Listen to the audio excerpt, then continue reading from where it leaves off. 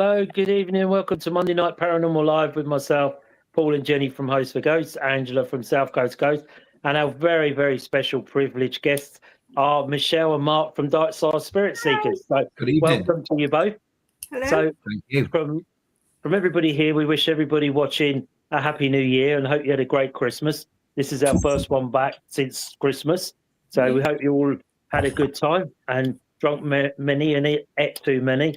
So tonight, say we have Michelle and Mark from Darkside Spirit Seekers. So if you have any comments, any questions for them, please send them in the comments. Angela will put them up on the screen and they'll do their best to answer them.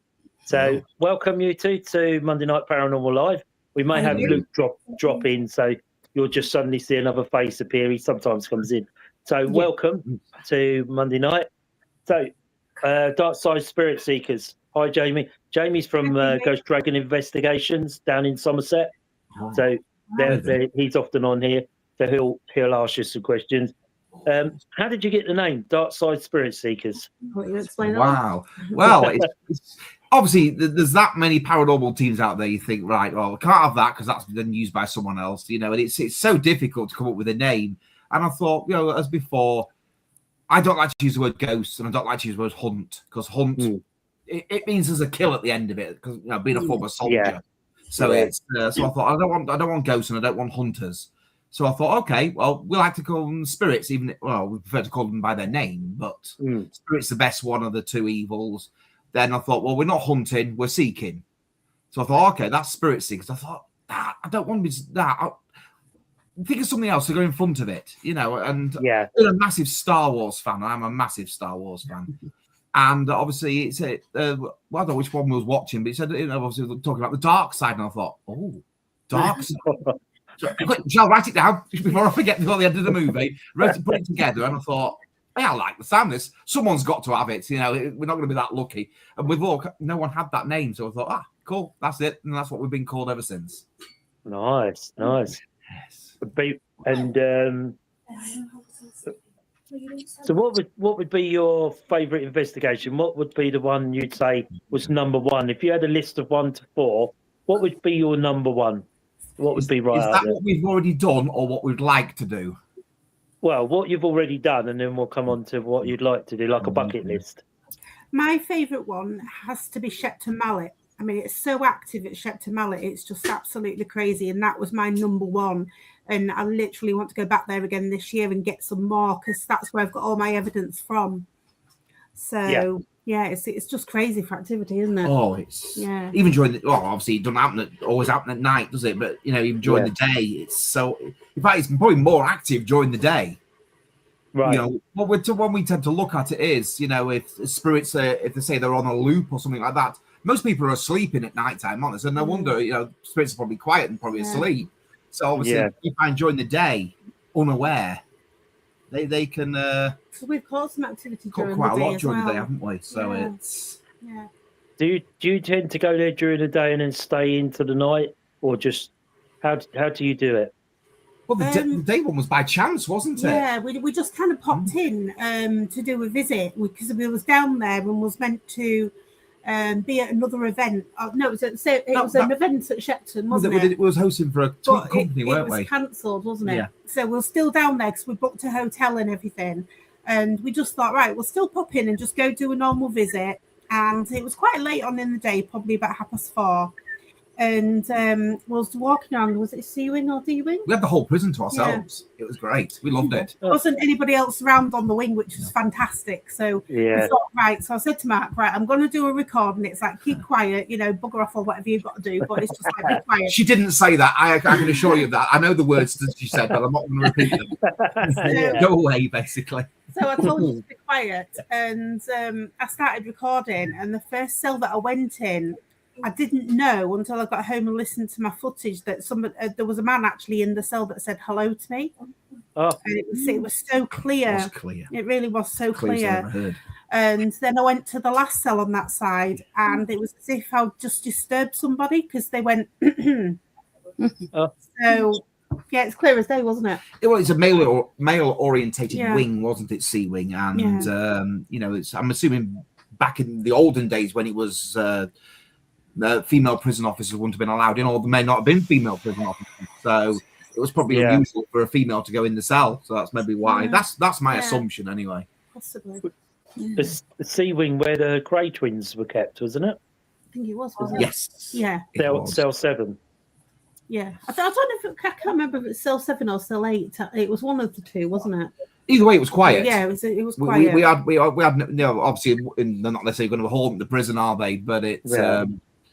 But then we went back another time when we was actually hosting for a company. We actually went back, and everyone was just doing what they was doing at night. Whether they were sleeping or just sleeping, investigating.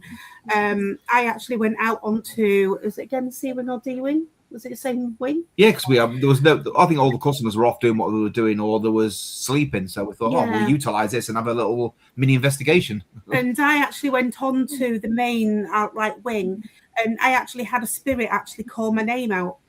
Oh, and it was clear, wasn't it? Yeah. Yeah. It recognised you, didn't it? Because it said Michelle. Yeah. It was clear as day. It was crazy. It was. And then there was another one where I went in another cell and I said, is there anybody in here who wants to communicate? And I got the response, yes, there is. Oh, wow. So, yeah, it was crazy, isn't it? Oh, it's a great look. I'd recommend it to anybody, Shepton Mallet.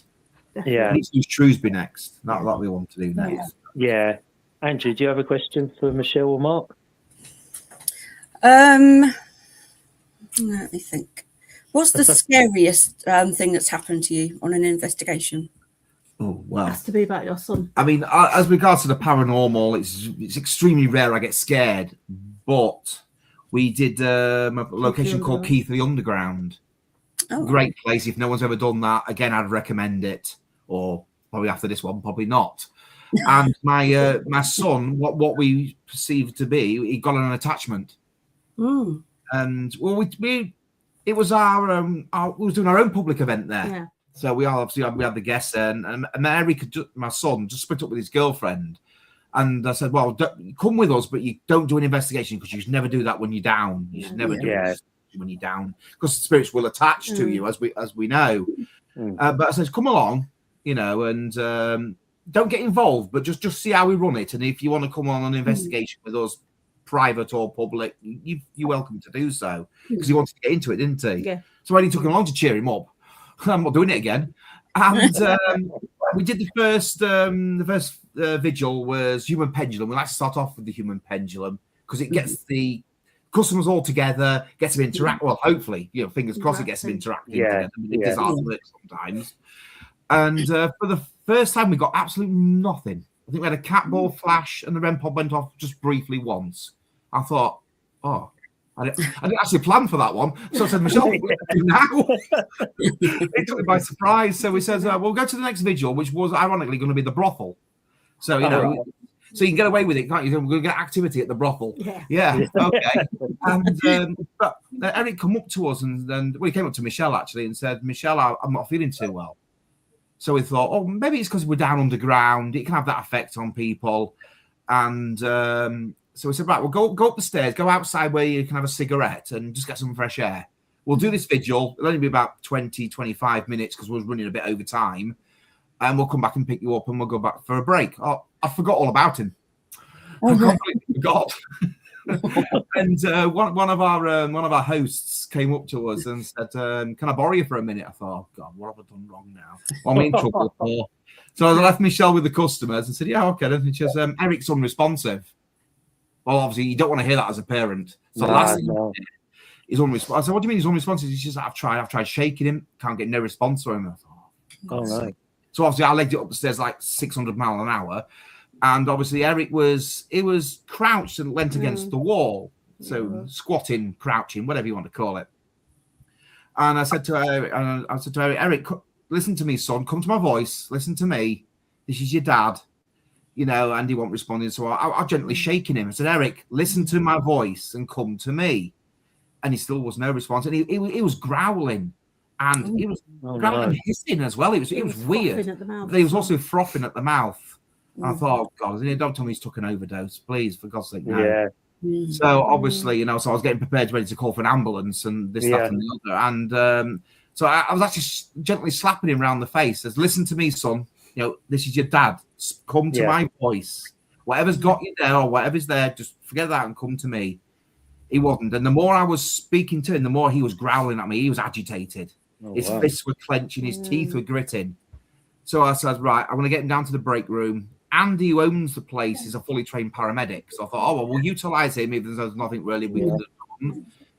So to get from the steps, down the corridor to the break room should have took about 2 to 3 minutes. It took me 25 minutes of fighting.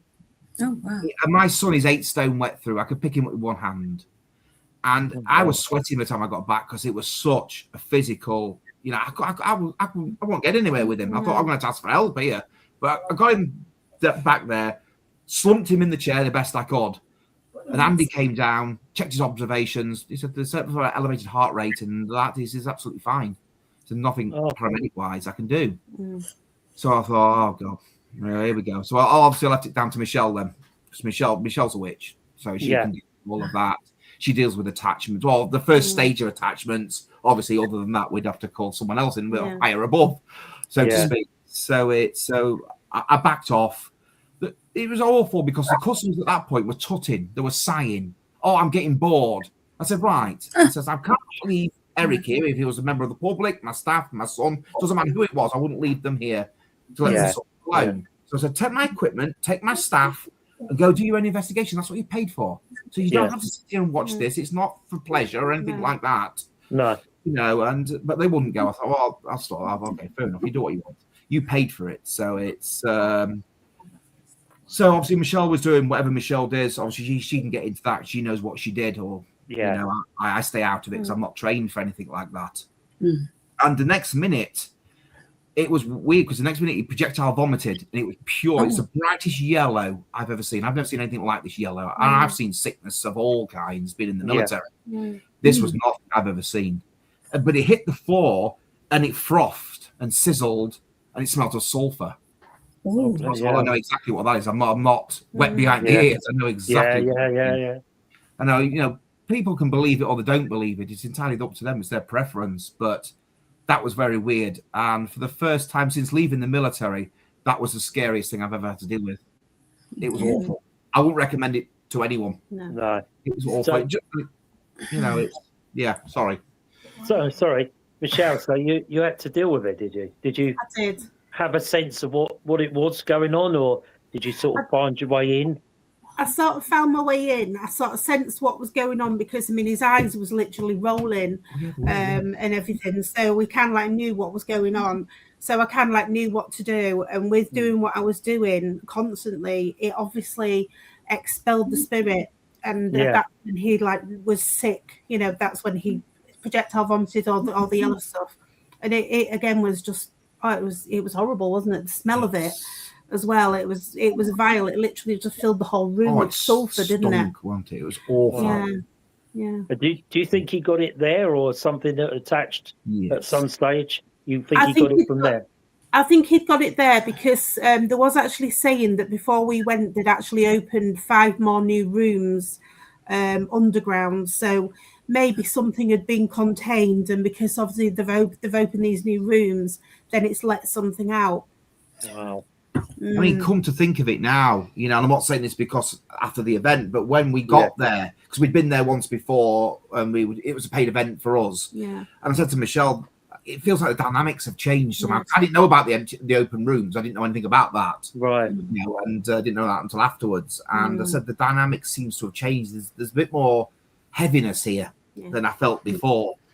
Because I'm a bit more in tune now than what I used to be. Michelle. And now it makes sense now that I think personally something was let out one of those rooms. Maybe we're never going to know. No.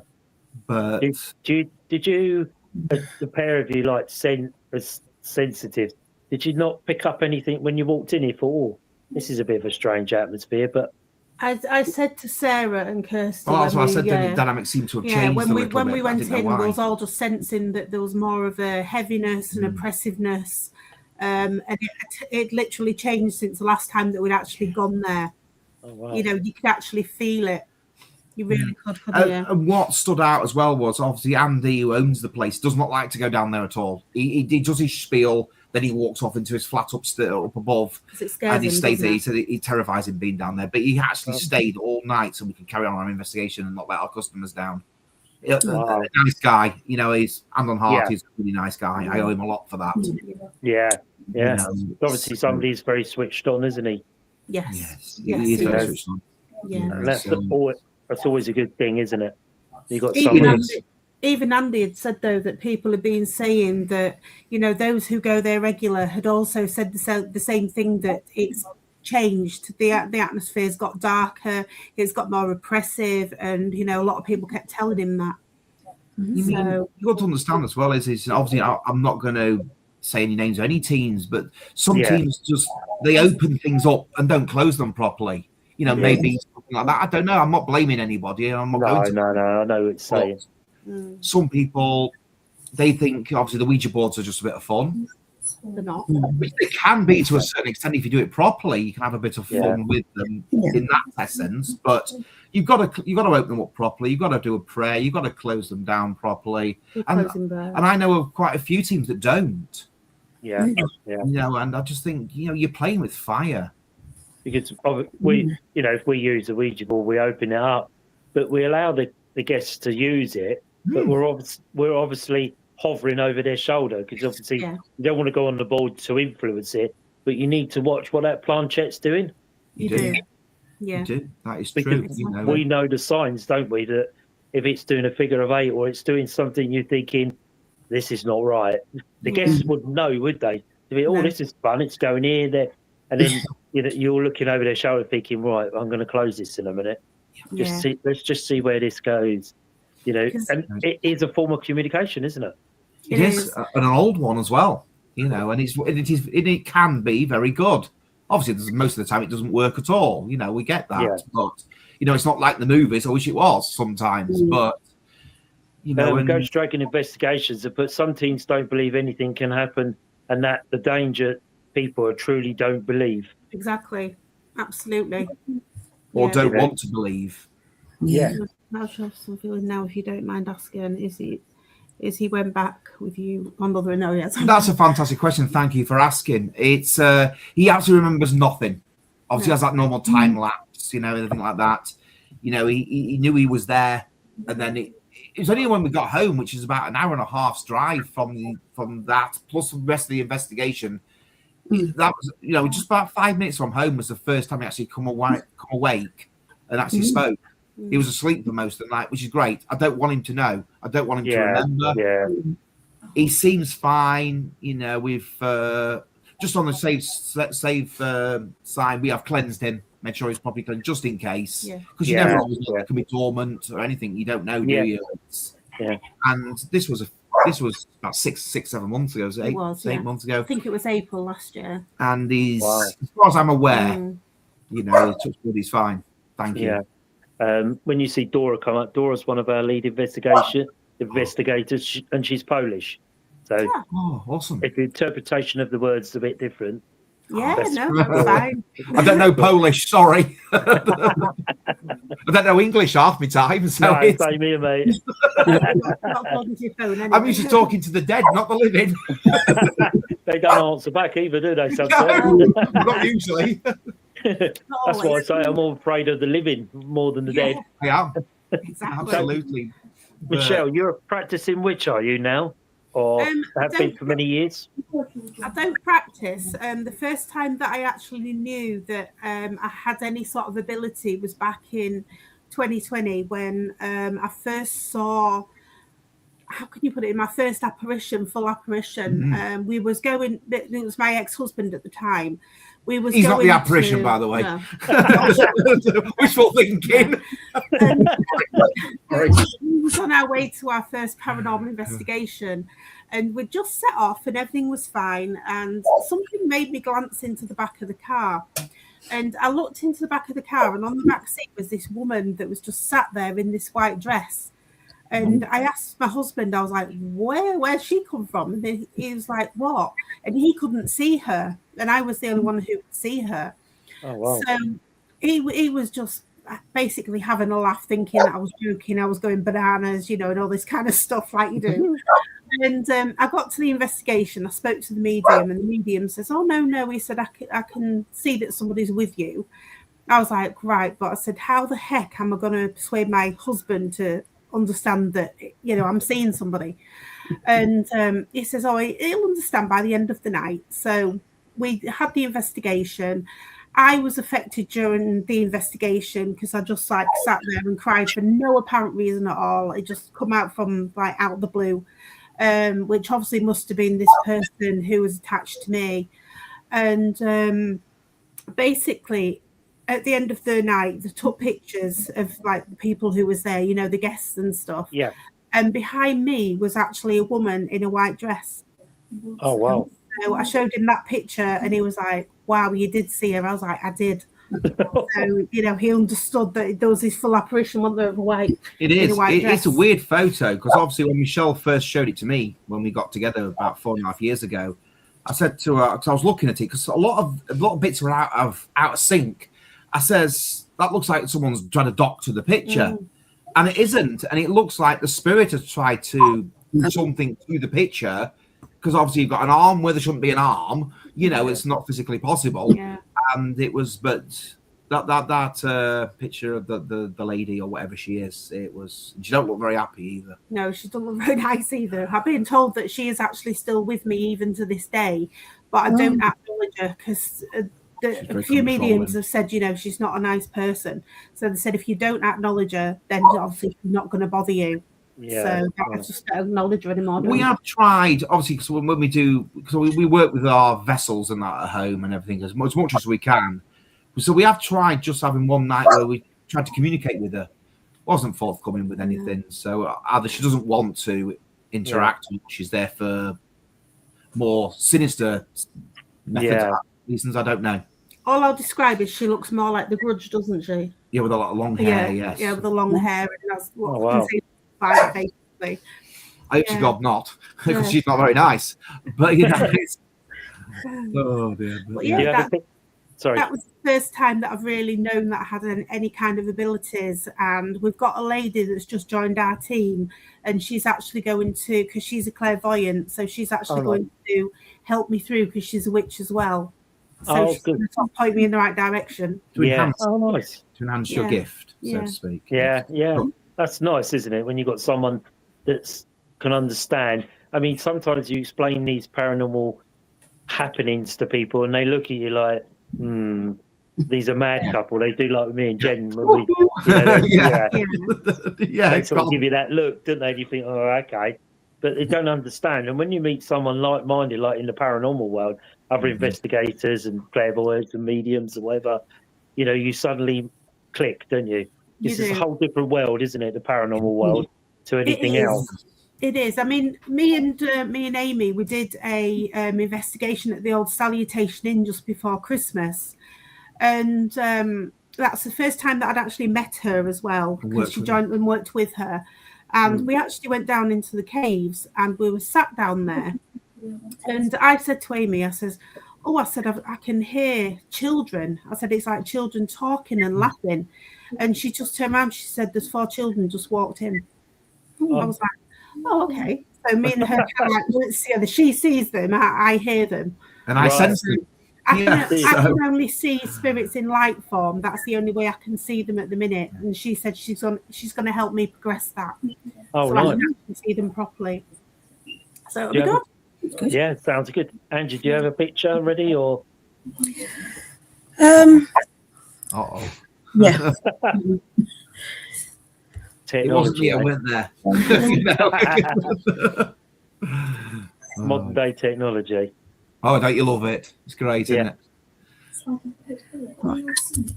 Let's try this one. There we go. That's the one at Skidbrook. That one. Right. We was all outside, and basically there was nobody at all in Skidbrook at that time. It's a ruin, isn't it? Yeah. And we looked in, and then we just saw the shadow, and I think it's the Black Monk of Skidbrook. right. That's who's meant to haunt it, isn't it? That's what the local legends say. Yes. Yeah. Yeah. It looks like somebody with a like hood on and a cape. It's Yeah. definitely somebody watching. A hood, That's yeah. for definite. What it is or who it is, I don't have a clue. But Yeah, because we was all outside, so yeah. And that's ruins, is it? Or it's a shell.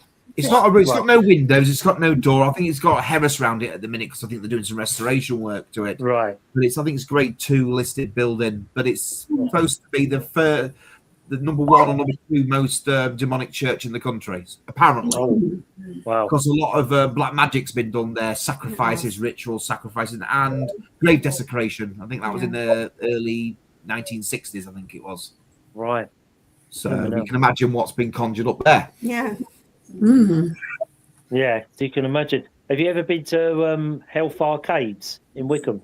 We haven't we? We have. We've not investigated there. We only went there as we thought, we'll fancy we'll go to Hellfire Caves. Why not? As you do. Yeah. And it's a very surreal place, isn't it? You know, Isn't I'd it? love to do an investigation there. I would love to. I did one there many years ago, and I mean a long time ago, and it's very sinister at night. Very, you know when you're walking down the tunnels and the little rooms off the tunnel, you know someone's behind you. You just know it. You know, We you had a keep feeling looking they've been behind. watched, didn't we? You have that. It's a constant feeling from when as soon as you go through that main gate and you've got to start descending. There's always that constant. You are being watched. Obviously, I think there's cameras there, but it's not because of that. No. No. You know, and you're on edge. Feeling. Yeah, edge. Yeah, you're never, for want of a word, you're never relaxed in there. No. You're always on the edge. You're looking. What's that? Can I feel that? Is that someone behind me? You know, that type of thing. Have you got another picture, Angela? Or The thing that made us laugh with the Hellfire Caves is we went up to the mausoleum afterwards, and we actually found a defibrillator in a graveyard. Yeah.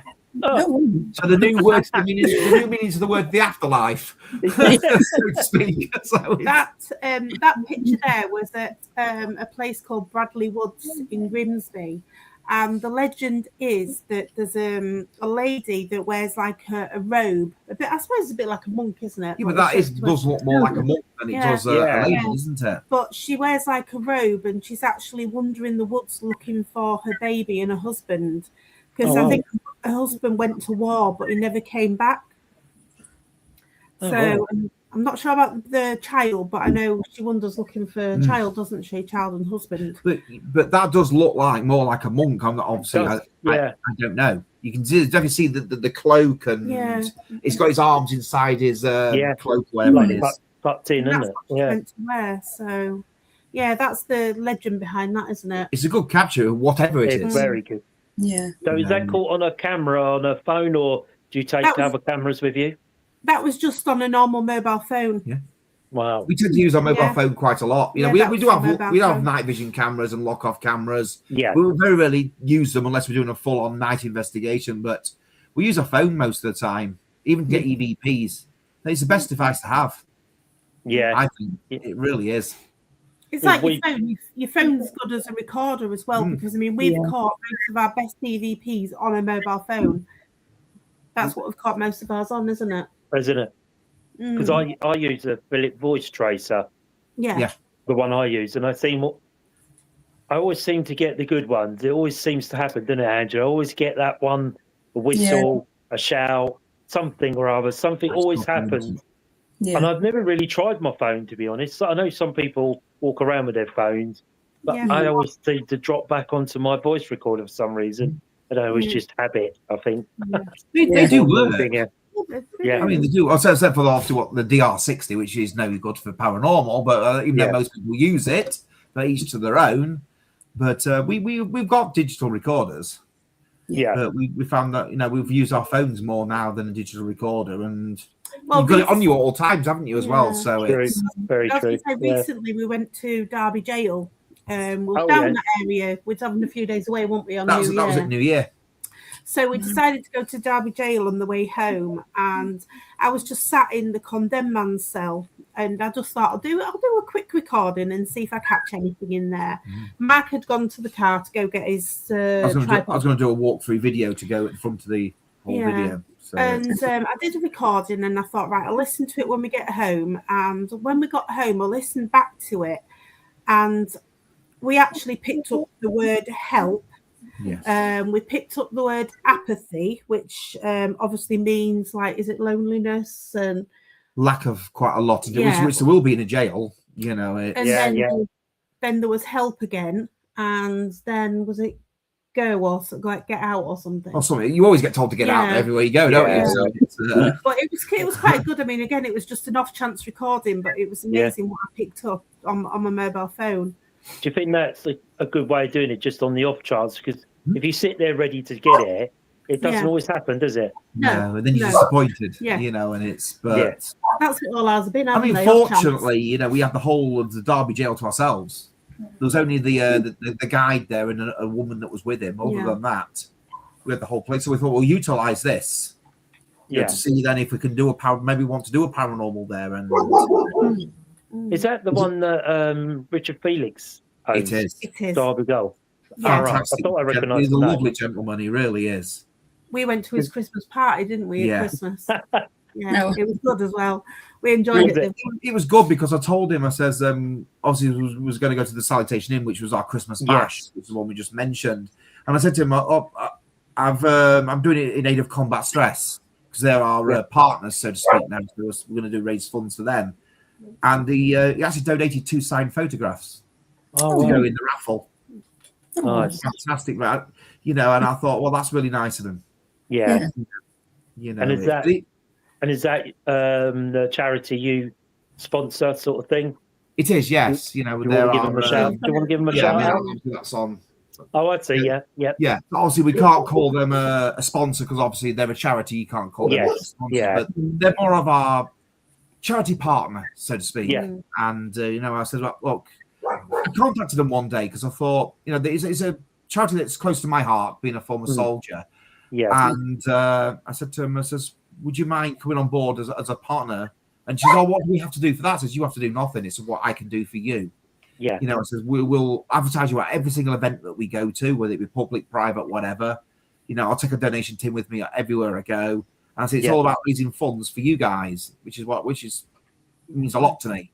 And she was like, oh my gosh, no one's ever actually asked to do that. So that's fantastic. So we were definitely on board, and they're really interested in wanting to come to our investigations now. She said, whatever investigations you have, even if we can't come to them, we'll advertise them for you. We'll do this, that, and the other. And I thought, oh wow, that's fantastic. Yeah. And she said, how would you like to come down to our treatment centre? I thought, no one gets access to that. No one, because it's military. And I was honoured, you know. And we're going to go down there either late this month or early next month and to have a look at what they actually do, and you know, hopefully meet some of the veterans down there that are getting treatment. Yeah. Well, it's great an honour. cause. Great massive cause. honour. Well done, you. Well done, pair of you. That's a great cause. It's nice to give something back. Yes. Yeah. I mean, we do a lot for the English Heritage now, which is a charity. Yeah. I love English Heritage. We're the sole exclusivity to their South of England stuff at the moment. Obviously, they're going to move us further up, but it's nice, like you say, to give something back, isn't it? It is, absolutely. You know, we're non-profitable anyway. When we do an event, all our profit goes straight back to them anyway, because we feel that once history's gone, it's gone. You're never going to bring it back. No. And we're destroying all our history, though, aren't we? You know, all these places that get knocked down. I mean, there's so many fires now at listed buildings. I don't know how they happen, but you know, we're not going to get into that one. But it's you know, and it's just destroying all our grade listed buildings. Not only knocked all the asylums down. I know the dark, you know, the barbaric compared to today's standards, but it's our history. It is, and you can't get rid of it. I mean, I love it. You know, you do love history, haven't you, to be a paranormal investigator? Yeah. You know, and it's about keeping that history alive. Yeah. That's why I do a lot of urban exploring as well. Places that people, even in the local villages or towns, have never even heard of or seen. And I said, this is our history. It needs preserving. it's a huge part of our life, isn't it? Because once that's gone, you know, children in the future are not going to see what we see. They'll just see it on a bit of paper, and it won't have that impact when we go into a fort, a castle, or an investigation. You look at it and think, wow, what a building. This is phenomenal. You know, even if you go into ruins, you can just see it in your head how it would have looked in that time. You know, and I think children what you do, though, isn't it? Yeah. Yeah, we love ruins. Yeah. Children coming up won't get that joy, will they? Like we do. The trouble is, I don't think it's utilised a lot at school nowadays, is it? You know, history and that. I think it's more religious education now than history. Yeah. You know, and you got the wrong way round. You know, it's you know, history is valuable. No, it's it's a bit graphic. It's gruesome. Well, it's supposed to be. Yeah, you know, it's fine. You know, I like to say we've learned from it, but in a lot of cases we haven't. But it's especially not with wars and stuff. No, but it is history. Is you know we went to Auschwitz in Poland to go with myself, Jenny, and Dora, because obviously she could speak Polish. So, and that's one place where you can't say. People say, "Did you enjoy it?" I wouldn't say that I enjoyed it. But it opens your eyes to how cruel one person could be to so many people. And when you're in there, you just feel like us being sensitives and that. And you just feel the overwhelming, horrific energy in there, you know. And I would advise people to go. And I don't know why they don't take school children now to show them how, you know, how someone can be that bad in life. No, it's, you know, they say, "Oh, well, we don't want to traumatize the children." They learn more on Google. You know, there's more traumatizing things on there. They know more stuff than we do. You know, but it is. I mean, obviously, it's definitely on our bucket list. It's up there with Alcatraz. Yeah, you know, and a lot of the German World War II German bunkers and things like that. Yeah. It's Auschwitz. You know, even just looking at the pictures. I know you can't grasp it from a picture, but you see all the ones that are full of all the shoes and the wigs and the Cyclone B canisters that they actually use in the gas chambers. You know, and it's like one of the cabinets they had there had 2.5 tons of human hair. Yeah. Wow. So, you know, 2.5 tons is phenomenal. You got another picture, Angela? Yeah. It's got a couple of comments. Dora's put age restricted must be a minimum of 14 years old of age. Obviously, Dora comes from Poland, so you know. Graham Bentley's put, even where I go, people and children disrespect the castle grounds by dogs' mess and litter instead of taking it home. That's an English heritage site too. Disgusting. You know, it is, isn't it? It's such a shame. You know, you find that kids that get on the ruins as well. You know, they're disrespectful to the ruin itself. The problem is these kind of things, and it's also the imbecilic urban explorers, so to speak, who get these places locked down, shut off, closed to the public. This is why they won't want members of the public in there. And I understand, and quite rightly so, but you know, you're ruining it for everybody else, and it's just there's no deterrent. No. It's just a shame. You, as a paranormal investigator, want to get in there and try and grasp the history. Because I'm sure a lot of investigations is that spirits want to tell you their story, their life of living there, good life, bad life, whatever it may be. And as these kids are you know, destroying it, so you're getting less and less access to these buildings, even though you're there with good intentions. Do you find that? Do you think that's right? It is wrong. I understand from the people that own it, from their point of view. I get it. You know, I'd be exactly the same. I'd string them up, me. You know, but that's just my opinion. But you know, it's we find that quite a lot, though, don't we? Or you know, even when we're trying to ring up to place on board to go do an investigation, you know, we get a lot of that, or we get that we don't want your kind here with us. And I thought, well, you know, we're humans like everybody else. We don't worship the devil or anything like that. Well, at least I don't think we do. But, you know, I may have lived with a few, but you know, it's you know, and it's just you just get the door slammed in your face so many times, and it's just quite disheartening sometimes, isn't it? It is. You know, and it makes and what with that and the lack of the para unity, it makes you wonder. Why do I want to do this? But then you realise why you want to do this. Yeah. And it's to get the same thing that everyone else should be going for, to get evidence if there is life after death, and what is it? That's the ultimate question, isn't it? It is. That's what we're We'll looking never for. know. Is there life after death? Exactly. But what can you do? No. You got another picture, Angela? Yep. Oh, that one. That one was at 39 Degree Street in Hull. That one. Oh, yeah. There was only myself and my sister in the room at that time. So basically, we don't know, who that person was. All I know is when I did leave the building that night, I did take an attachment home with me. Oh, no. They only stayed for like a couple of weeks and then they went back. So, yeah, there wasn't that bad. But yeah, I was quite shocked when I saw that picture, to be honest. Yeah. Yeah, because you can tell it's not the reflection of the person taking the picture because it's a different angle. Exactly. Yeah. Unless it's reflected off another mirror, because I think that's the mirror room, isn't it? Yeah, and there was nobody there that actually looked like that either. So, oh, wow. Yeah. That's quite creepy then, isn't it? It is. And you spend half your time debunking it, or you do your own evidence. You always do, and it's just... Yeah.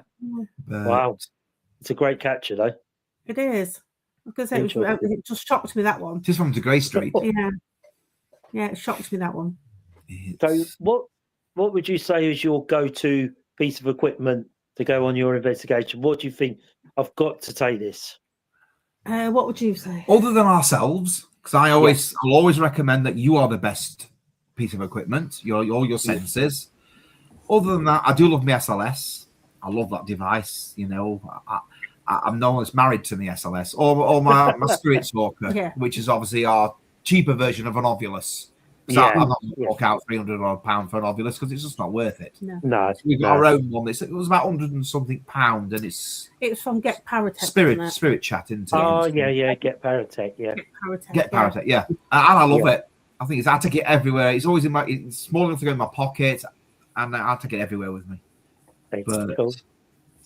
Another picture, Angela, or yep, we sent loads over. So that one was again at Skidbrook Church. That one was where the black monk that was in that window earlier that we saw.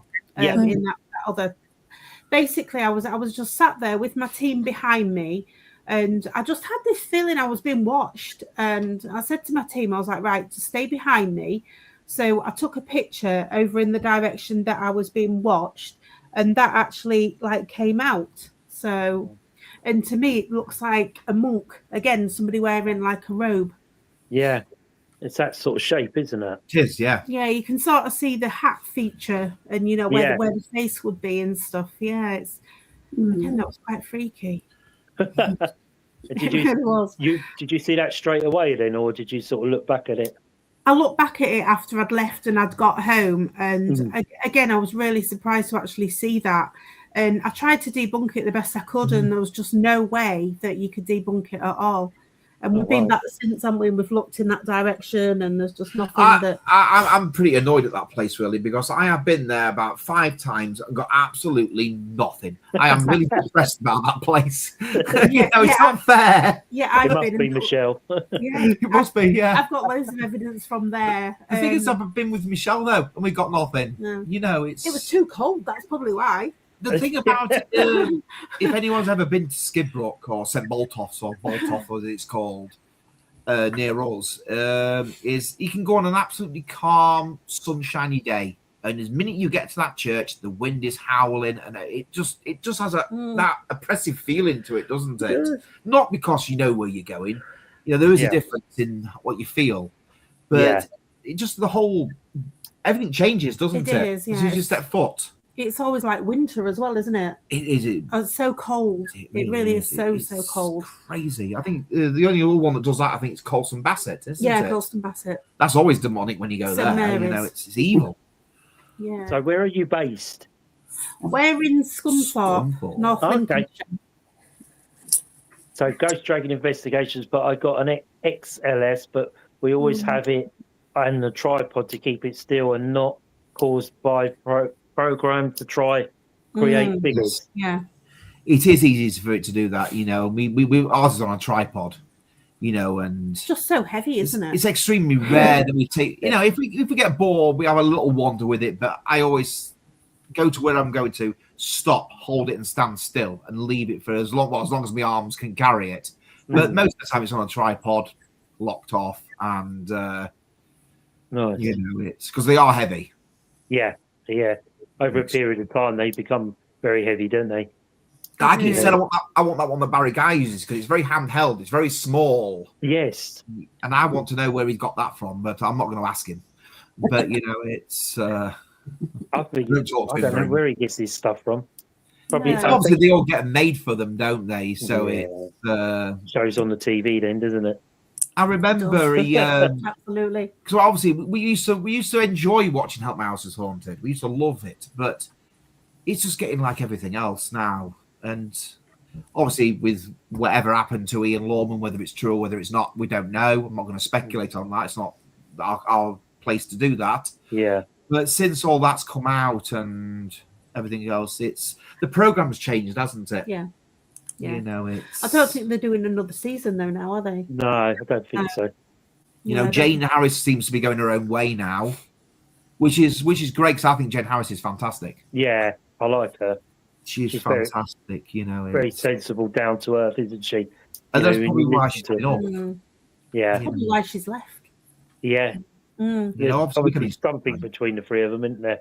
Yeah, because that's Trina Weidman though. She's coming on a couple of. I don't know, it's because obviously I've always respected her as a paranormal investigator. When she's worked with Nick Groff and Jack Osborne, who I think they're both idols of mine. So it's. And I was always fascinated with Katrina Weidman. I thought, what's she coming to Help Me House Is Haunted for? Yeah. She's got her own Travel in the Dead show. She doesn't need any of that. She don't need to be caught up with all the drama of Help. She doesn't, And I like doing in Portals to Hell with Jack Osborne. That's good, isn't it? Awesome, isn't it? Yeah. Jack I really enjoyed her in that. He's very switched on. I mean, obviously, he has to be with his father, the father that he had. Yeah. But, he's a very switched on paranormal investigator. He takes it very seriously. Yeah. And he's quite down to earth, isn't he? He is. That's what I like about him. Another picture, Angel? Yep. Here we go. It's like bingo, isn't it? Eyes down looking. Yeah, there you go. This one was at Bimbrook. Is that one there? Oh, yeah. This one was at Bimbrook. This is when I was on a paid event. And it was just by chance, again, that I figured that I was being watched. And obviously there was only us that was in the building that was around at that time. And I took that picture and then I look back on all my pictures and it actually looks like a soldier with a hat on. And you can sort of see the facial features as well. Yeah. Yeah, you can see there's his hat look. I'm looking at something. I'm looking at a possible face above that as well. Yeah. But again, it could be pareidolia. But it looks like a hand, doesn't it? Just above his cap, like fingers or a thumb showing through, doesn't it? Oh yeah. Yeah. Can you see it? Just literally. You see that now? Yeah. I was going to say there is actually legend of Bimbrook. Apparently, somebody called Clubfoot. Apparently, he haunts the Bimbrook. He does, yes.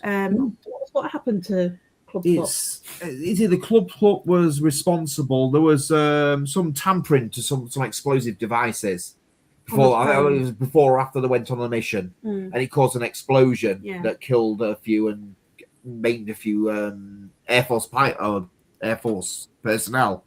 So, but they don't know whether he's got the blame for it, but whether he did it or whether he didn't do it, that's uncertain. But and obviously not best. No, but it definitely looks like somebody peering in the window.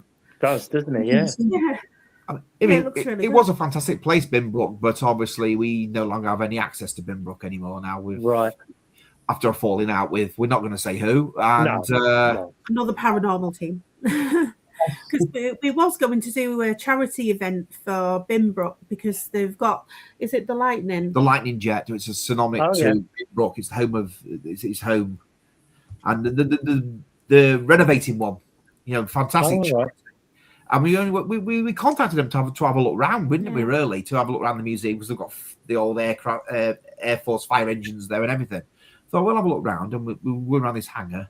And I said to him, because obviously he knew it was a paranormal team. I says, what would you think to us asking if we could do a public event here? obviously allow us to go to certain areas. You know, we don't have to go anywhere near the plane, obviously, because it's it's expensive. Yeah. And all the money that we raise, every penny penny of it will go to you to help fund the restoration of your lightning. Nice. And he goes, absolutely fantastic. He says, that's awesome news. Thank you. And yes, we would do it. And we'll have a couple of people there at your event. They had merchandise that they could sell. I said, yeah, we'll sell it all for you. Not a problem. But the in-house paranormal team at Binbrook did not like that. And he spat his dummy out. And he said, I'm having that now. I have exclusivity to this site. This is my site. And I don't want anyone making any money from it. And I goes, well, I'm not making no money from it, and I won't do that. It's for charity. So you're cutting their nose off, not mine. Yeah. I don't suppose you'd have security clearance. I said, excuse me, I was in the military for 6 years. I think I've got more security clearance than what you've got, pal. I'm not saying I've got a big head or anything, but you're just an investigator. Who at one point I admired. Yeah. And you turned like this. I said, you damaged the chance for them getting some money for it. So what was the harm being done? We weren't treading on your toes. Yeah. And I even offered him to come along to it. No, I don't want it. It's not happening. So they had to cancel it. Oh, that's ridiculous. Well, Para-Unity, isn't it? It's great. What happened to Para-Unity? Big egos. Yeah. We've unfortunately come across that a few times, and you probably have yourselves. Yeah, we have in the paranormal. It hurts, doesn't it? It hurts. It does. And what also hurts as well, it's ridiculous because we got outed as fakes by a person that fakes all the time. I says, well, it's not the kettle calling the pot black, and he goes, oh no, our evidence is genuine. I says, your evidence has been outed by every single person in the country. You're losing members left, right, and centre. Yeah. And then you have the audacity to call us fake. We won't put anything out there if we're not 110% certain that it's that it could be paranormal. Yeah. We've looked at every possibility of what else it can be. Yeah. And then looked at it again and then again, got someone else to look at it, got professional picture people that deal with pictures. Parapsychologists. Our parapsychologists look at our evidence. Yeah. And if they said that they can't debunk it, then it goes out. It's simple. Yeah. But to call us fake, I mean, that was insulting. It's difficult, isn't it? It's hurtful. It is. That's what we've had that a few times. Myself, Jenny, and Angela, and that. We've had that a few times where people seem to use you and then just see it's okay to destroy you. Yes. It's just I find it hurtful. It is. Sorry, I didn't mean to interrupt then, these seems to be these people as well, these certain people, they have the most followings. Yeah. I'm not bothered. I'm not here for the following. I'm here for the adventure, the fun, and the searching for spirits, and this, that, and the other. But we've got the smallest following out the whole of the country, probably, and I'm not bothered. But all these other ones, they can all these farmers. I don't know if they buy them or they bribe them or what. I don't know what they do. No, I don't know. But they all seem to believe, we can see that. I thought, well, see what? I can see your picture, and it's just blurry. Yeah. That's the thing, isn't it? People, we do this because it's our passion. It's what we love to do, and we love to share our passion with other people. And then it sort of knocks you a bit backwards when you get someone saying, well, that's fake, that's not real. And you look and they got 3,000 followers, and you think, what do them 3,000 followers see in that group? Exactly. They're just, and we just run along under the radar, and you know what we're like, me for a while, and we just tick along under the radar, let them do what they got to do. We're happy doing what we got to do. Yeah. We do this Monday Night Live, so people can get out there and see different groups and see what they are. So, people watching from up your way think, oh, well, that's good. Yeah, I know what they're all about. And that's the same as us doing it for Host for Ghosts and Angela for South Coast Ghosts. It's Para-Unity for us is us being together like this. Correct. That's how we enjoy doing what we do. Alan Ray Explores. This is a great chat, guys. Well, thank you. Please have Mark and Michelle back on again. Thank you very much. We definitely will. It's a great. We really enjoyed it. And we need to do a joint investigation. You know, we've been saying this for a while now. Yes, we have. We will come down to you. Not a problem. Whereabouts are you based, Paul? Myself and Jenny are based in Surrey, near Gatwick Airport, Right, okay.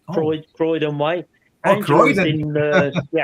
Angela's in the south coast in Portsmouth. Angela, are you? Or Yeah, Portsmouth, just above the Isle of Wight.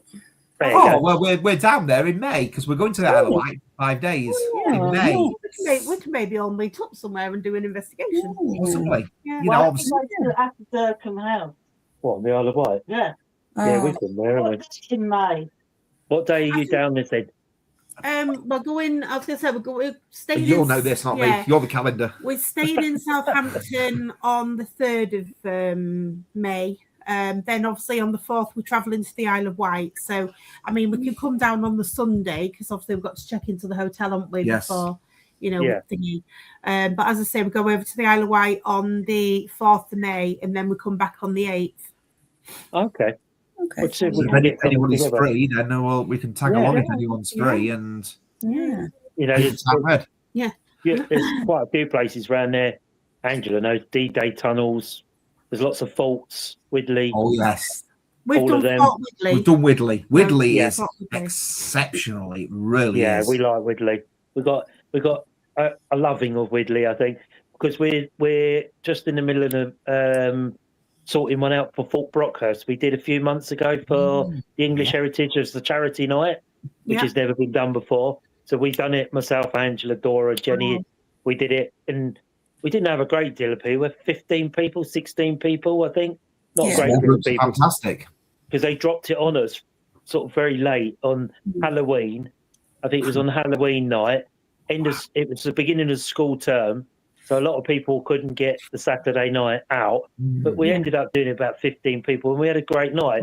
So I think around the 25th, we're looking to go back for them. Wow. Do another charity night. But I'll send you the date once we confirm. Yeah, please do. If we're free, then we'll pop down. If you're available, please come down and join us. Yeah, we'd love to have you there.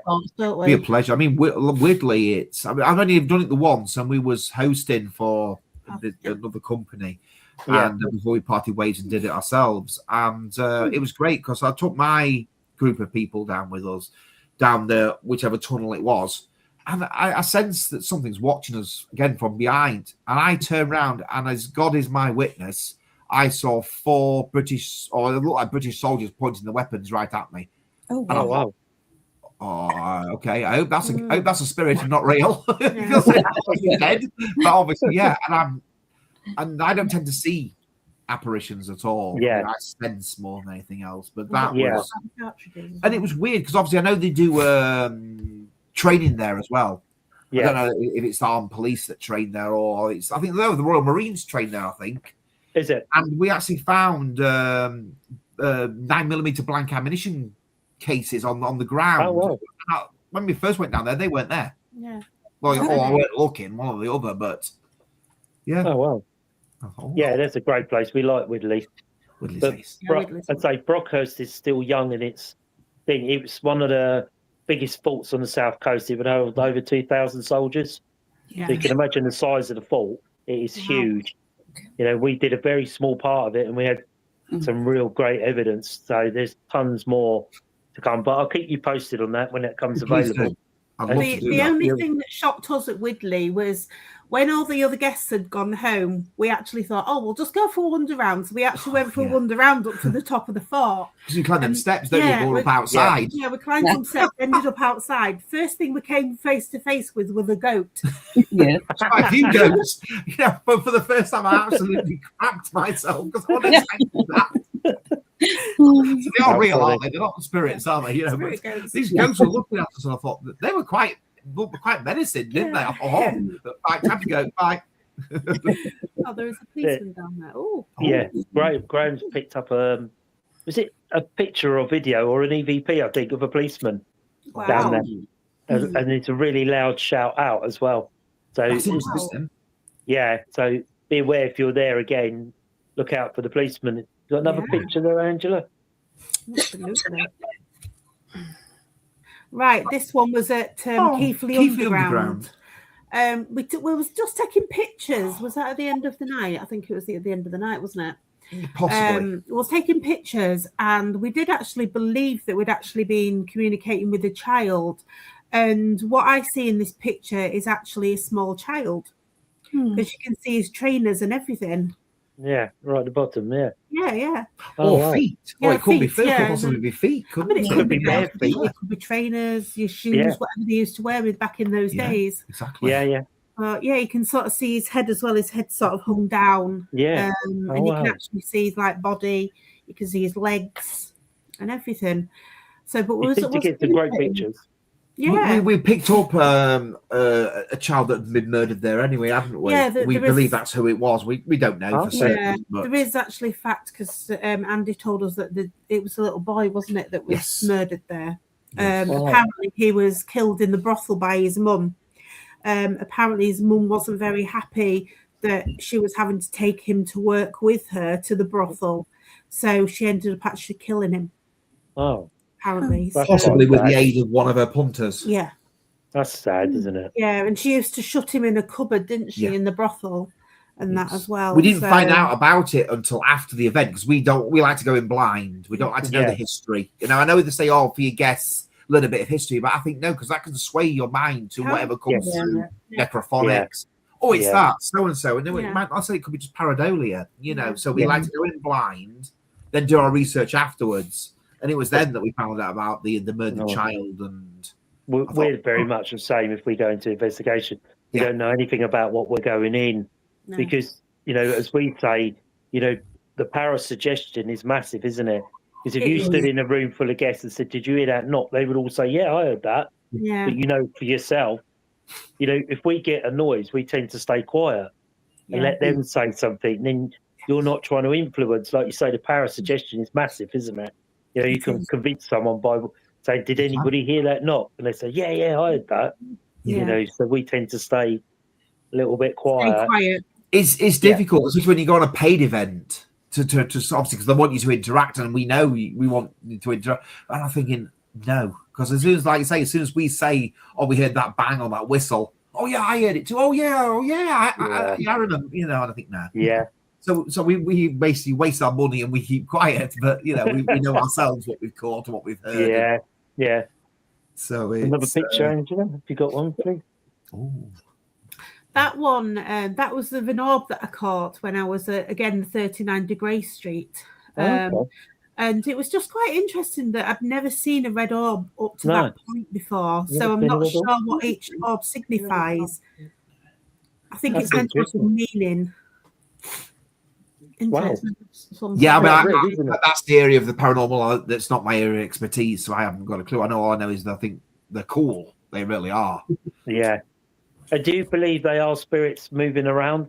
A lot of people say, "Oh no, they're dust, they're this, they're that." I think Barry Guy is a very big one for, about. Yeah, I mean, I do believe in orbs. I do believe, obviously, because I've seen quite a few colours since doing investigations. I've seen, obviously, that red orb. But when we did a castle once, we did a castle called Bolingbroke Castle, which is just a ruin. And there was one night we were there, and literally I saw it was like a purple human-shaped figure at the side of me. And I said to Mark, I says, "Can you see this?" And he says, "What?" So I was there with my hand trying to, actually touch this thingy. Oh, it's funny because I was sat on the steps and there's the steps going down and there's the archway and Michelle was sat round the other side. So all I saw was Michelle's hand doing this. I thought, "What are you doing?" He's trying to land a plane or something like that because that's all I saw was a hand. So I'm trying to catch, touch this spirit. I thought, "What spirit?" You're trying to chop it on man alongside.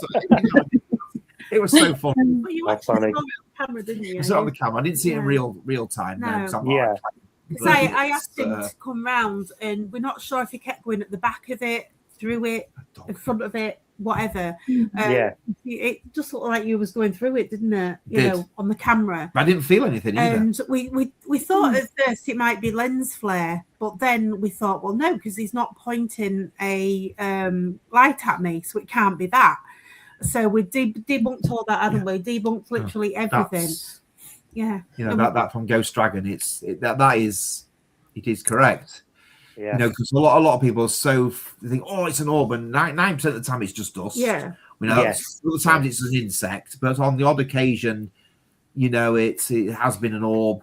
You know, it's. You can tell though, can't you, by the way Yeah. the I moves think as once well. you've been studying it for a long length of time, you know, like we have, and we do like our research as best as we can, Yeah. you can tell a difference. It does make you wonder, you know, can dust be coloured like an orb? Yeah. The light You know, reflects off it, you know, you don't know, do you? It's just, it No. could be anything. And this is, Yeah. I think the orbs, as fascinating as they are, they're my least favourite of any captures, because there could be so Yeah. much of anything else. Yeah. What's that? Different colour orbs. Yeah, I mean, I've caught blue ones, I've caught red ones, I've caught purple ones and yellow ones, and I've caught all sorts of different colour. Then Colour you sit there ones. trying to debunk it, don't you? Is it you know, a light anomaly, you know, Yeah. obviously, you know, is it lens flare? Yeah. You know, Yeah. so we always get Yeah. other people. I get a friend of mine is a photographer, so he knows all about all this kind of stuff. So I get him to look Yeah. at it. And I think, well, if he can't debunk it and another one of my friends can't debunk it, then I'm not saying it's paranormal, but I'm saying it could most possibly be paranormal. Yeah. Yeah. You know, it's because nothing's certain, nothing 100%. No. No. Yeah. And it's You can just- never be 100%, can you? No. You can't. No. You know. The only orbs that sort of fascinate me is the ones that really, really glow, and they actually move like a proper person. Because I know once I was doing an investigation, and over near my son, I saw this light, and it actually like just went like that, and then just completely disappeared through the wall, and that completely. And I've It's had also the way they move, isn't it? Like you say, It is, the way they move. Would dust actually do that type of movement? Because it's No. with purpose, isn't it? Yes. It moves Yeah. with purpose. Yeah. So you sort of look at it and think, well, it's moved from there to there and there to there, and it's not, it's changed shape, but it's not, you know. And to me, dust will just move in one direction, either upwards or downwards, Yeah. not across the room with a purpose. So Yeah. And definitely You not know. disappear through a wall. No. Definitely not. You know, it's. Yeah. We've got one video of what? Yeah, we've got quite a few, haven't we? We got of, one ones at like that. there's an abandoned officers' mess called RAF Manby. You know, it's very dangerous place to go. So I urge anyone if you go there. I mean, there are cameras and there are fencing up there, but you know, if you can get in by legal means, then but just be careful because the floor's rotten and everything. But we was in there and was doing an investigation. I think there was me, Michelle, a couple of my friends, and my daughter was with us. Yeah. And something came through on necrophonics, something like that. But then all of a sudden, then the REM pod went off, and you saw this orb come out the REM pod and went shot right upwards. No, it started off Yeah. at the top and then it actually swirled down because it ended Oh, up with a fair tail. enough. It Yeah. started upwards and went down to the REM Yeah. pod. Sorry, my memory's crap. wow. It's got a lovely little tail on it and everything, but it just swaggered. It wasn't like dust or anything No. like that. And I thought that's one of my best captures Yeah. for an orb. Nice. What it is, I don't know what it is. You No. know, is it a spirit manifestation or is it just the aura around the spirit? You know, of the What Yeah. about that time when we was at Bimbrook and we set the torch up down the tunnel, and then we had the shadow moving in the tunnel? oh yeah, it's we had the video, didn't we? Locked off, Yeah. looking down this. I think it's one of the escape hatch tunnels, and all of our team was behind us. We put a torch facing down, hadn't We we? put a torch facing down there to light the area up a little bit, and the next minute, it like something walked in front of the torchlight because the light went out. Keeps It didn't blocking go it out, but obviously it blocked it off, Mm. and that was fascinating as well. It's Yeah. like a mist, weren't it? And Yeah. it walked in front So of the. I thought, well, we can't cause a shadow because obviously we was behind the torch, so obviously Yeah. it can't be us causing that shadow. And it just kept moving. It kept like blacking it out, didn't it, in certain Yeah. areas? And then you just see Wow. it sort of moving around as if something was down there, just moving. And then it you was heard fascinating. footsteps. Then you heard footsteps after it. So Yeah. it's Yeah, it was Incredible. really good. Good when Really it starts to go, isn't it? You know, that makes the whole night. If you get nothing all night but that's you walk home with that smile on your face, think, you know what? It does. That was a good night.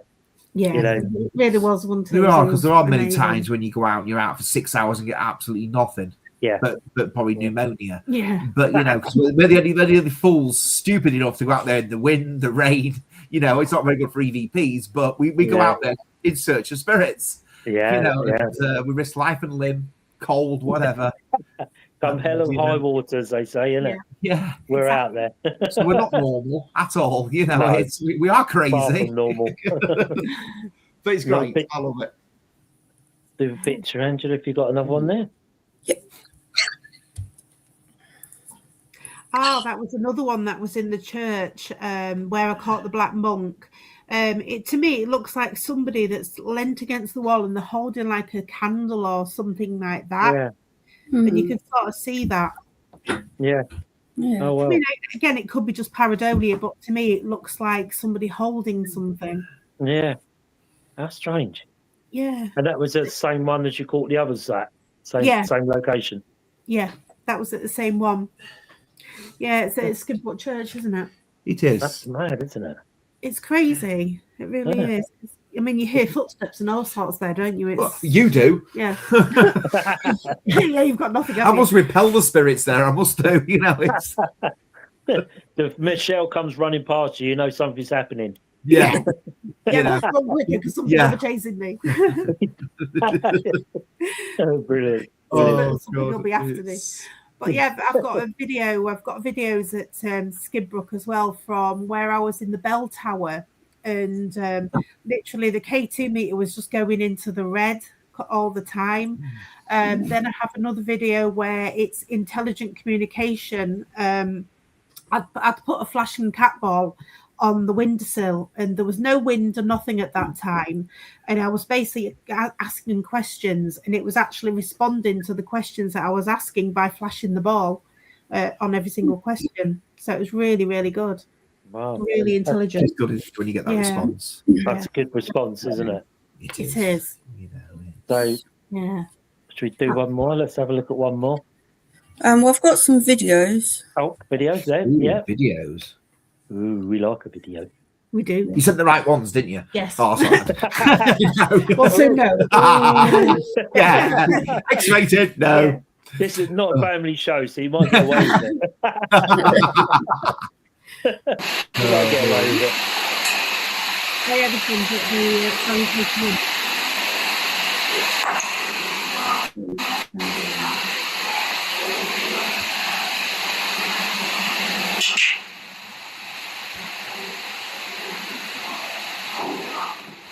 Who's that? Who's that? Yeah, who's that? Yeah.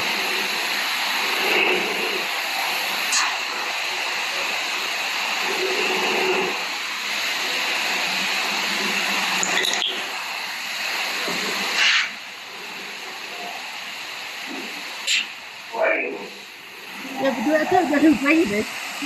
That's what I hear. I hear Graham, but I don't know who Graham is. I was down there on my own as well on that occasion. Really? Oh. Yeah, I was down there on my own. There was nobody else down there with me. I was totally on my own. And that down there, and I mean, you hear somebody say, "Who's that?" Yeah. And then obviously you hear the Graham as well. But I don't know who Graham is. I've no idea who Graham is. We had communication with a George, but not a Graham. Yeah. Oh, wow. So That's incredible, isn't it? it's a fantastic place to go. It is. The caves Yeah. underneath there, old smugglers' caves. They're And really active, aren't hundreds they? and hundreds of years old. There's been highwaymen down there, smugglers down there. There's been a Right. murder down there. So it's Yeah. and a little girl lost her life down there. So Yeah. Oh, wow. That was her room, though. That's Rosie's room. Rose's room. Yeah. That's what the Oh. legend says. Yeah. Yeah. So it's But yeah, I was down there all on my own. There was nobody else down there in the caves with me. who was in the pub? You're very Yeah. brave. Yeah, I am though. I am. I'm like really brave. I don't give a monkeys. I'll just go down there and just like sit there in the dark. And I'm just the same. check the building. You know, we've got so many, even on our team. I said, I'm not going down there. It's too dark. You're a paranormal investigator, for God's sake. You know, it's get out the way. Let me go down there, and I will sit in the pitch black for Yeah. an hour. Just and I think it's great. Yeah. It heightens your senses. It really does. And I've got good night vision, so it's. It was like when we was at Derby Jail though, because you went out, didn't you, to go get your tripod? Yeah. You come back and I was sat in the dark because I asked the guy to turn the lights out for me because I was sat in the condemned man cell, and I come back and he said, "You didn't tell me you was going to do it in the bloody How dark." can I And do I'm the like, video? You know, I've not got the light on. Because once you start recording on my phone, I can't put the light on. You see, so it's Yeah. I had to go back out again afterwards and do it again. Yeah. So it's prior planning. God, so disrespectful, isn't she? Turning Oh, the you lights can't get staff, mate. I tell you. off. Staff issues. Don't we Oh, all have God. that? It was great though. Just sat in the dark. And Mark come in and he was like, "You sat in the dark, yeah, I know." We do have some funny moments. Yeah, you got to laugh, innit? That's a good night, isn't it? When you come out and laugh at it, you think that was funny. It is. You know, We've got a team that's got such a sense of humour. You know, brilliant, we can all, even though everyone works independent, we all investigate differently, and we can all learn from each other. That's why I said about para unity. We need it, but we act on it. Yeah. And because no one's right, no one's wrong, no one's an expert. No. Our team we've got loads of different skills, but we all sing really from the same hymn sheet, so to speak. Yeah. You know, we know where the other one's going or what the other one's maybe going to be thinking. But then the humour comes into it. You know, there's three of us that are former military, so when you get the three of us in the same room at the same time, it's chaos. It's hell on earth. You know, even the spirits pack the bags and move out. You know, but you do have a sense of humour because otherwise you end up either going to sleep or you're bored or But it heightens the energy, doesn't it? You know, we look at it like every time we go out, it's like a school day. We learn something different every investigation. You know, you can go back to the same place and get various things that happen, you know, on each investigation. So we look at it as like an every day is a school day. You know, we learn something different each time we go. It's true. Is that all the pictures, Angela? I've been asked to play that video again. If that's all right with you. Yeah.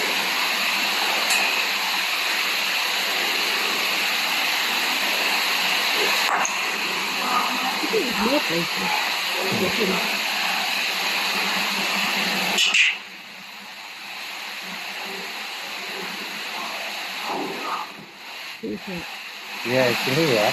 Who's that? Yeah.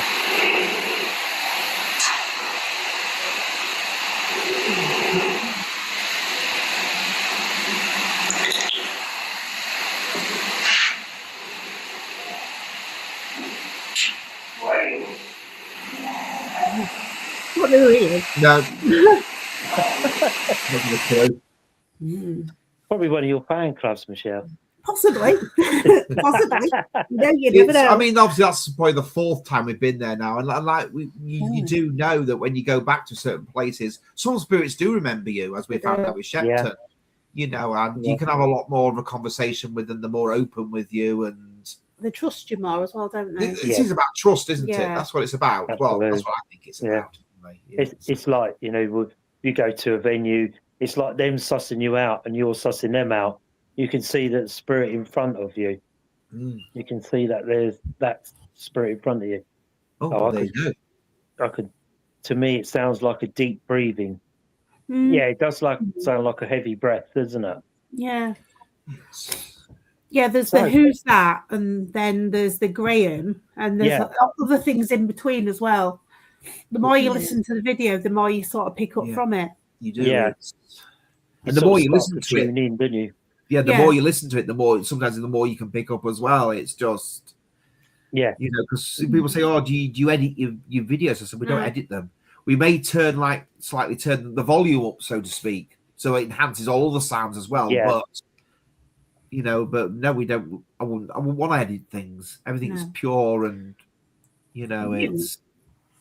Got that on the screenshot just now from Jane Armstrong. Oh, fantastic! We do have sometimes get voices come through on the Monday Night Live. You hear a conversation or someone will go, "Hello." I was going to say, I mean, with me having an attachment as well, I never know, you know, what's actually going to come out on podcasts or anything like that. Because we did a podcast once, didn't we? And there was my attachment was actually stood behind me, wasn't they? Yes. You know, and it's just, especially if it's little Herbert, bless him. Yeah. You know, he's a little street urchin, bless him, and he's just very mischievous. So he'll probably be the one that says, "Hello, hello, hello." Yeah. I'm here. Yeah. Over here. Any more comments, Angela? There's quite a few comments I need to go back on from previous conversations, but do you want me to play one more video? Yes, please. Okay. Give this one. Oh, the dog's biting himself now. I'll chuck the mop at him in a minute. Bless him. Oh, Shepton. Oh yeah, Shepton. Oh yeah, Oh. this is where the spirit actually comes rushing at me. It comes at you, doesn't it? Yes, yeah. Yeah, this is where the spirit comes rushing at me. This is where I've slowed the video down. And we so still you can had someone actually say see it was your breath. Well, what, coming towards us? But You your know, breath it's- goes outwards.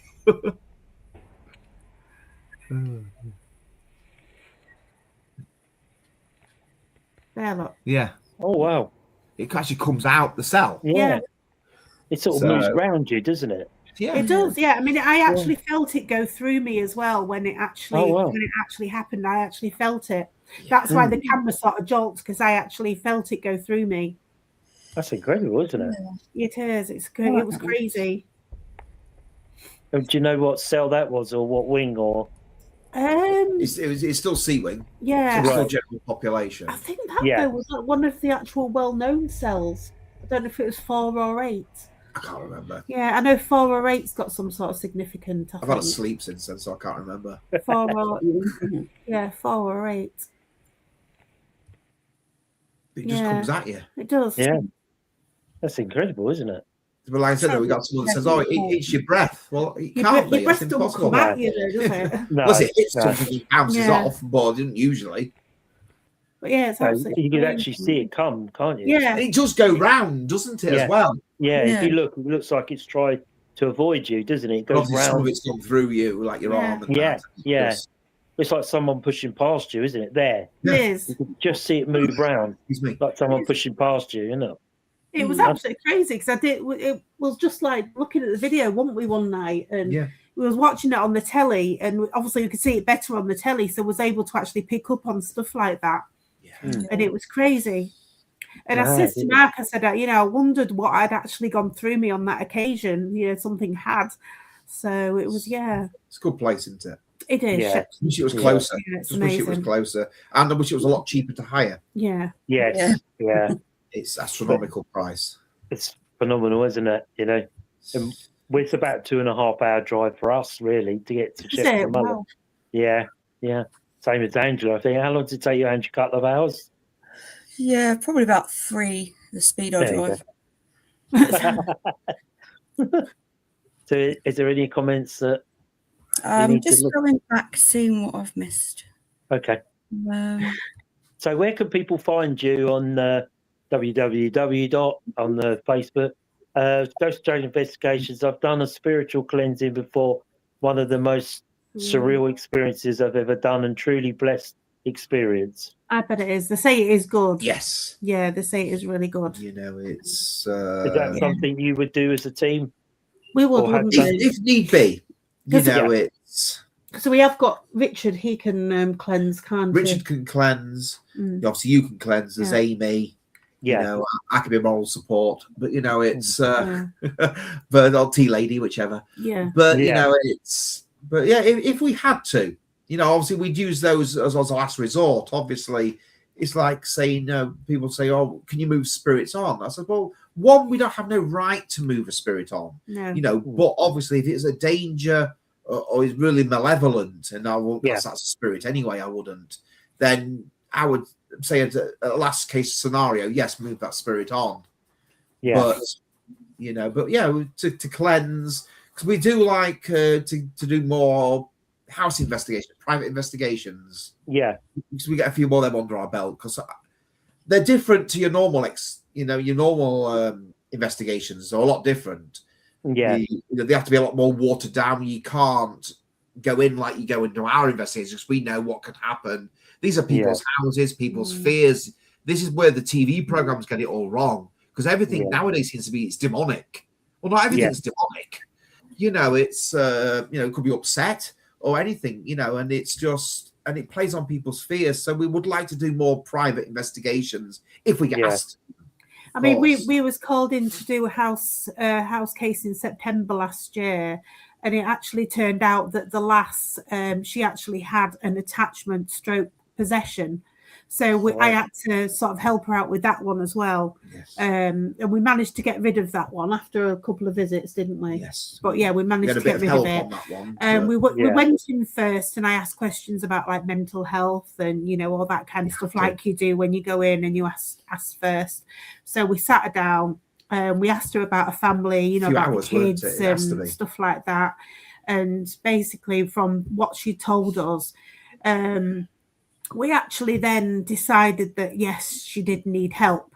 So we actually got our exorcist, didn't we, on our team, to actually come and help us. But when it actually came to the time of actually trying to get rid of the possession, apparently the lass who was possessed, she said that the exorcist person didn't seem to help.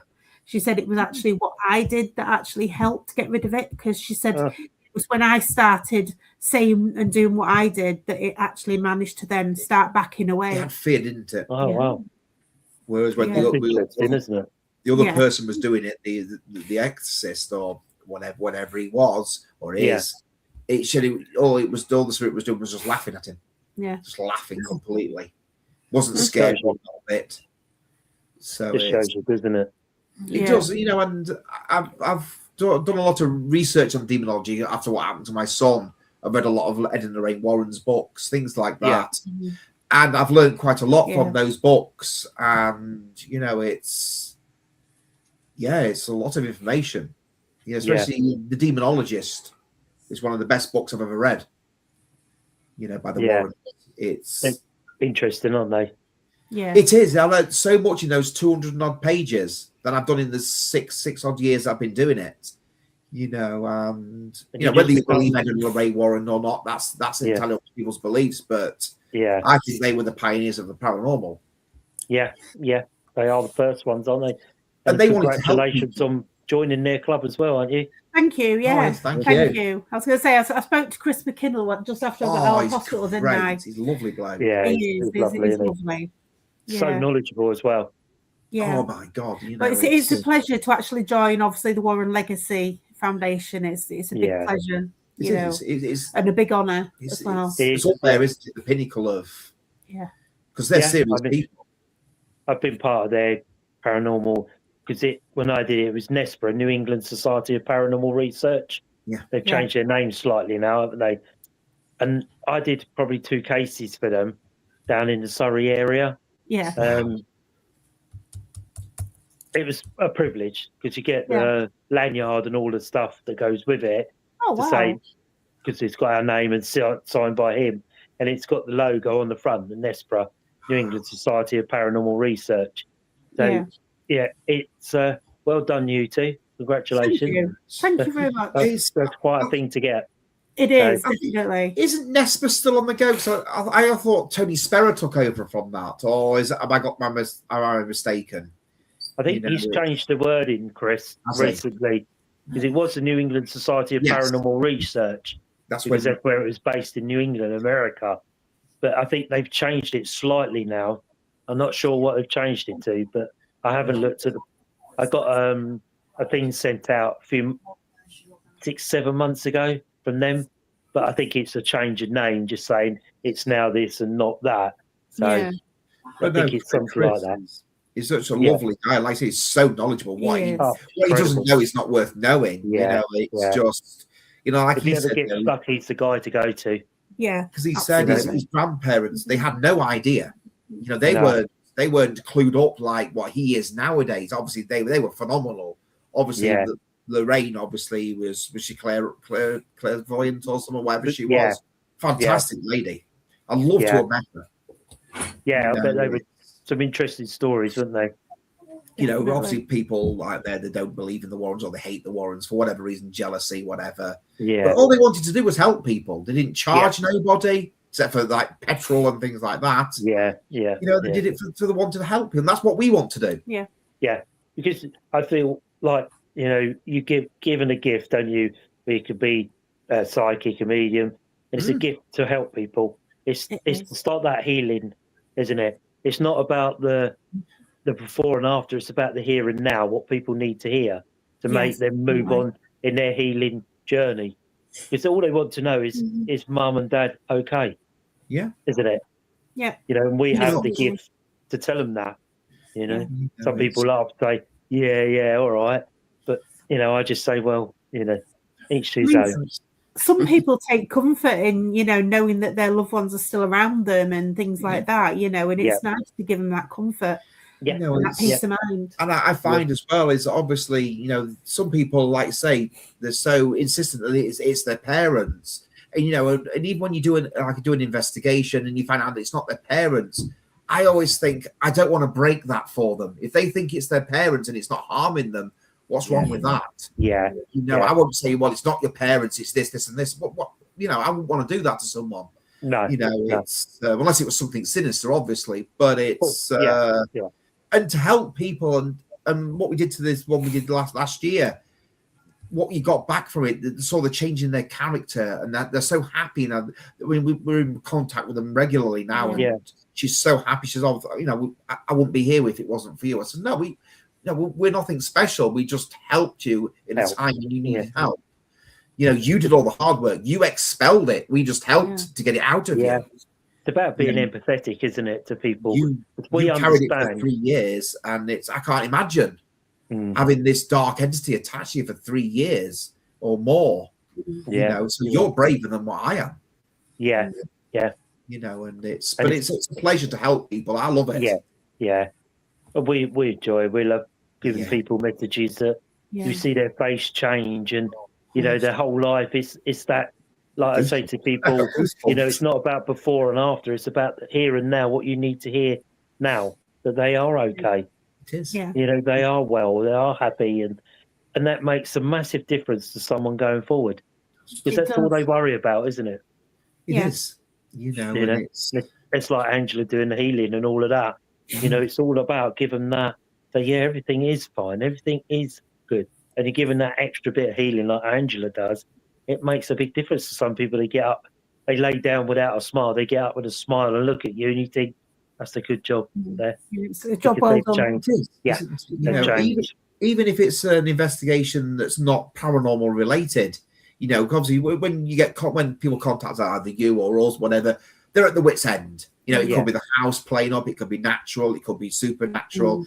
It's only like 2 out of 10 cases that are super paranormal, aren't they? And you know, the other ones, but when you go in there and then you reassure them and tell them why it's not possibly paranormal, it's this, and this, and then they're happy with that. You know, and again, it's putting their mind at rest. Not necessarily paranormal, it could be just unexplained. Yeah, exactly. Absolutely. You know, it doesn't necessarily mean it's paranormal. No, you know, some of it can be mental health. Yes, you know, very much. And if we find that out and say, well, you know, it's this, then we'll always pass them on to someone that's, you know, educated in that particular field. You know, if it's a proper demonic possession, then I'll suggest, well, get in contact with the church, this, that, and the other, because they will help. It may take a bit of time, but they will help. But we'll always be there for them. Even if it's something we can't do, we'll still always be there to have a moan to us, natter to us, whatever. You know, you're always that point of contact, aren't you? Even when the case ends, we'll say we're always here. We're always contactable day or night. Same as us. We never just leave them, do we? No, you don't. You know, no. We always send messages out to people. How are you? How's things? Everything okay? You're doing well? And sometimes that's all people want to hear, isn't it? It is. It means a lot to some people. It does. Yeah. And it's a very small part of your life to help someone else. Absolutely. You know, that's the way we feel. So how can people find your website or your Facebook group? Do you want to give yourselves a shout out before we go? We are on Facebook. Obviously, there's Darkside Spirit Seekers. Obviously, then there's Michelle's as well, which is Unknown Paranormal. No, unknown and Apparitions Paranormal Research. Get a simpler name. Obviously, we're on everything but Twitter. So we're not on Twitter, but on TikTok. We're on YouTube. But then obviously we've got our own website. That's www.darksidespiritseekers.co.uk. That's still up in air because we're still trying to structure it and put this year's events on. We haven't even took last year's events off yet. We've got to put this year's on. And it's finding time to do everything, but that's got everything about what we do. merchandise, things like that. Upcoming events when we put it on there. What we do, the team, meet some of the team as well. And you want to give your team a shout out while you're here? Oh, there's quite a few. It's about 27 yeah, of us. we'll be here all night. We'll be here all night. Two or three then. Yeah, they're not important. It's I don't know if any of them are watching. I don't know, but yes, but it's all I can say is it's a pleasure to work with every single one of them. Nice. It is. We've all got strengths, we've all got weaknesses, and we all help the weaknesses. Because it's the people on our team are far more experienced than I could ever be, and it's a pleasure to work with them, to learn from them. And we're always open. We don't have a hierarchy in our team. Yes, I always say as a joke, Michelle's the boss, I'm team leader, but we don't work like that. We're a family. You're just saying that for quiet life, aren't you? Yeah, if someone's got a problem or an opinion, you come to us. We'll sort that opinion. If you can think of something that will better the team, I'm all ears. Yeah. Well, that's how we work, isn't it? Yeah. It's the same as us. Yeah. Nobody's any better than us. And people bring different strengths and different weaknesses which is fine. Absolutely. Which makes a difference. Do you want to give your partner, your combat stress, a shout out before we go? To everybody. Yes, obviously, as not most people know of, obviously, Help for Heroes more than anything else, but Combat Stress, they're a team of dedicated individuals. They're not military themselves, but they help out wounded veterans that are physically, mentally traumatized by the wars that we see. It is a charity that's very close to my heart personally and professionally. Yeah. They are a fantastic group of individuals, and if you can donate, their website will be going on. Their link to their website will go on our page, and a donation thing. So if you can donate to these people, every penny does go towards them, not towards the CEOs. It goes towards them and the crucial help that they need to help our wounded veterans who, they need that help. Yeah. Absolutely. They protected our country through thick and thin, and they deserve something. We owe them a lot. Absolutely, yes. Yeah, absolutely. Well, thank you so much, Mark and Michelle, for coming on. We will definitely have you back on. Definitely have you back on. Yeah, so if you let us know when, and we'll plan it. No problem. Absolutely.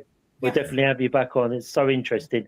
And it's lovely to see all your different investigations and your pictures. So thank you so much for bringing it on. It's an absolute pleasure to meet you. So it only remains for me. You're welcome. Only remains for me to say, hope you enjoyed tonight's program, and Mark and Michelle from Darkside Spirit Seekers. And from myself and Angela, have a great, safe week. Okay. And we'll just stay on after Mark and Michelle, so we just have a quick chat. And as I say, only remains for me to say, anyone who serves in the forces has my utmost respect. Vets are the backbone of the society. Here. Thank you very much. Amen to that, brother. Yeah. And only remains for me to say good night from myself and Jenny, who's over there, hiding in the background. Night, Jenny. Eating the food, like some. Yeah. So we'll see you next week. We'll have another interesting person next week. I've just got a call contact tomorrow. We should have a nurse coming on to talk about growing up in a haunted house and some of her experiences in a hospital. So we'll have to watch that. Yeah, definitely. I think that's going to be. Thanks, Alan. Ray. Thanks, Lord, Thanks Alan. Thanks, Ghost Dragon Investigations. Yes. Pleasure. It's a great night. So it only remains me to say thank you for tuning in. I hope you enjoyed tonight's Paranormal Monday Night Live. Myself, Angela, Jenny, Paul, Michelle, and Mark. So have a safe week, and we'll see you all soon. Take care. Thank you, guys. Bye.